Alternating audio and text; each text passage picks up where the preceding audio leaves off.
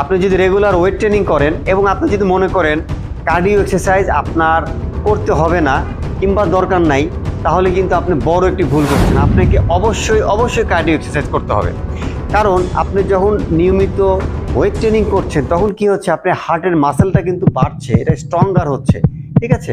কিন্তু হার্টের কাজ কিন্তু রক্ত পাম্প করা, সংকোচন এবং প্রসারণ। আপনি যখন কার্ডিও করবেন তখন কিন্তু আপনার হার্ট সংকোচন এবং প্রসারণ হতে শিখবে।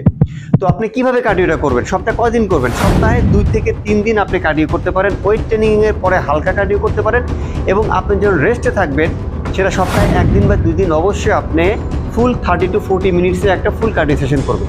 কিভাবে করবেন? প্রথমে আপনি একটু ওয়ার্ম আপ করে নেবেন, 5 মিনিট ওয়ার্ম আপ করবেন, স্ট্রেচিং করবেন। দেন আপনি 5 মিনিট একটু ট্রেডমিলে হেঁটে নেবেন কিংবা সাইক্লিং করবেন।